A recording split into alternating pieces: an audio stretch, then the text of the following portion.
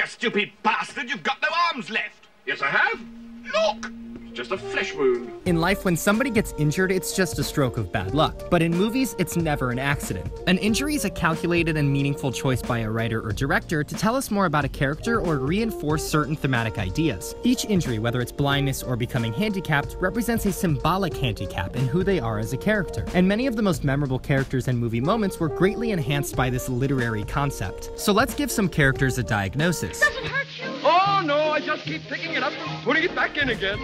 First, I have to convince you that injuries are much more than just physical in film. So let's say we have a character returning from combat adjusting to civilian life. How do we show his inner conflict symbolically? Give him a limp. A limp literally hinders his mobility, reflecting his struggle to adapt to this new lifestyle.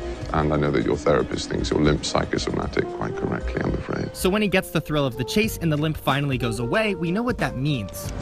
He said you forgot this.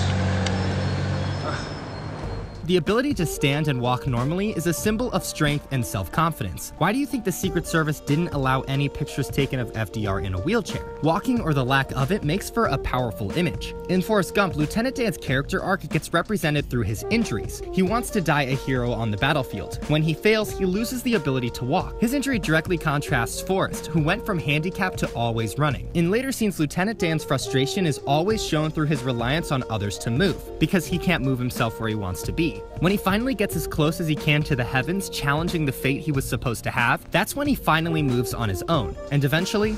Yeah, I got new legs. Custom made.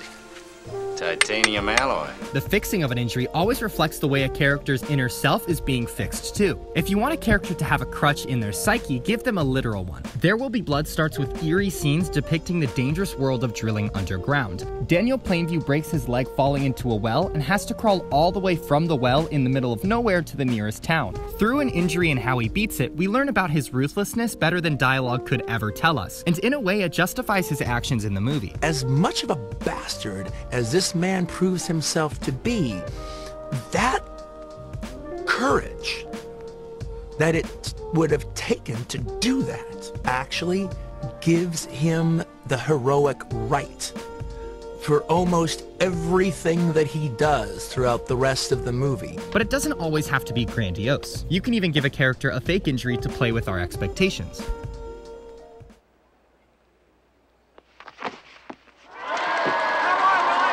In Bonnie and Clyde, Clyde cut off his toe to get out of doing work in prisons, and this impairment relates directly to his sexual impotence with Bonnie. In literature and film, a physical ailment can often indicate a sexual ailment for a man. He's limp in more ways than one. I ain't much of a lover boy. In Rear Window, Jeff is physically bound to a wheelchair. He doesn't want to marry Lisa, and his physical restrictions from his injury complement his view that he's perhaps being sexually restricted as well. Do you love life? Not too active.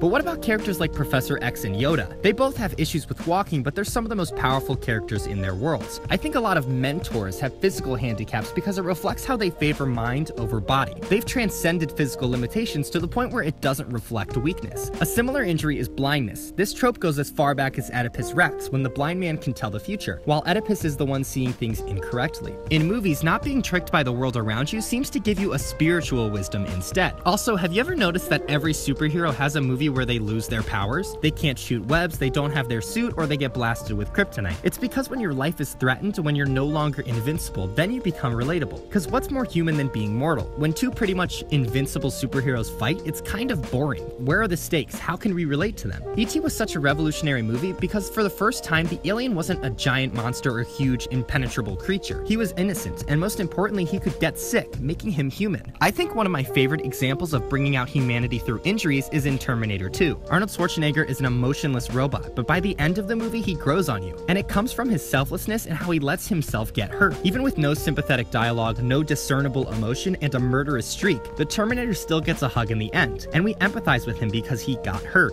You know what? Here's the thing about Die Hard 4. Die Hard 1, the original, John McClane is just this normal guy, you know? He's just a normal New York City cop who gets his feet cut and he gets beat up. But he's an everyday guy. In Die Hard 4, he is jumping a motorcycle into a helicopter in the air. You know? He's invincible. At the end of the day, major injuries remind you of your mortality and may make you reconsider what's important to you. In film, the same principles apply. So the next time somebody gets hurt, remember that it's never just a flesh wound. Come back here and take what's coming to you! I'll bite your legs off! Thanks for watching.